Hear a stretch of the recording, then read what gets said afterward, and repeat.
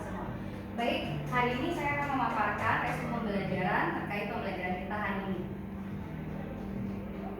Nah, wawasan kebangsaan merupakan cara kita sebagai bangsa Indonesia dalam memandang diri dan lingkungannya dalam mencapai tujuan nasional yang mencakup perwujudan kepulauan Nusantara sebagai kesatuan politik, sosial, budaya, ekonomi, dan pertahanan keamanan dengan berpedoman pada falsafah Pancasila dan UUD 1945, atau dengan kata lain, bagaimana kita memahami wawasan Nusantara sebagai satu kesatuan oleh Sosbud dan Hankam.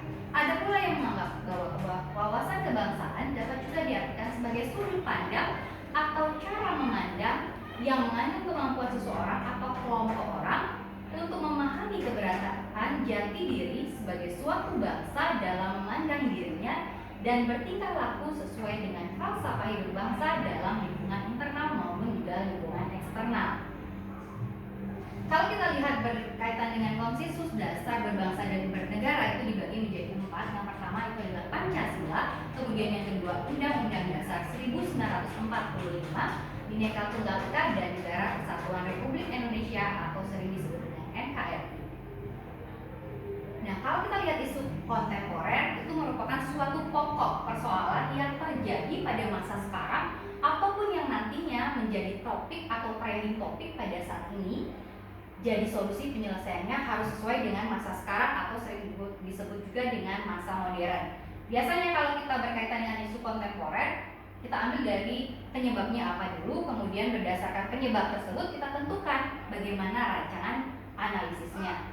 Analisis yang kita gunakan diantaranya adalah Fishbone, WSG, HKL, dan SWOT.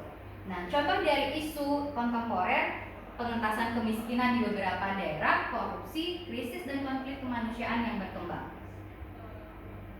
Kesiapsiagaan bela negara. Kesiapsiagaan bela negara merupakan kesadaran bela negara, itu hakikatnya kesediaan berbakti pada negara dan kesediaan berkorban membela negara. Cakupan bela negara ini tentunya sangat luas, dari yang paling halus hingga yang paling keras, mulai dari hubungan baik sesama warga sampai dengan hubungan bersama-sama, menangkal ancaman dari musuh bersenjata, tercakup di dalamnya bersikap dan berbuat untuk nusa dan bangsa atau bangsa dan negara. Nah, unsur-unsur dari bela negara ini terbagi lagi menjadi beberapa bagian. Ada 5. Yang pertama itu adalah cinta tanah air, kesadaran berbangsa dan bernegara, yakin akan Pancasila sebagai ideologi, dan rela berkorban untuk bangsa dan negara. Dan yang terakhir itu adalah memiliki kemampuan awal dan bela negara itu sendiri. Untuk beberapa contoh bela negara dalam kehidupan sehari-hari di zaman sekarang di berbagai lingkungan dapat kita lihat. Yang pertama adalah menciptakan suasana rukun, damai, harmonis dalam keluarga, jadi lingkup kecilnya. Kemudian membentuk keluarga yang sadar hukum.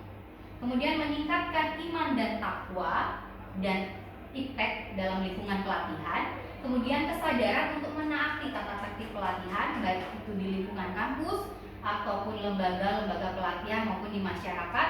Menciptakan suasana rukun, damai, dan aman dalam lingkungan masyarakat. Menjaga keamanan kampus secara bersama-sama, sering juga disebut sebagai lingkungan masyarakat. Dan yang kemudian yang keenam, mematuhi peraturan hukum yang berlaku di lingkungan negara. Dan yang terakhir adalah tepat membayar pajak. Baik, demikian yang bisa saya sampaikan terkait pemaparan pembelajaran kita hari ini. Terima kasih atas waktunya. Saya tutup dengan Parama Santi. Om Santi Santi Santi Om. Wassalamualaikum warahmatullahi wabarakatuh.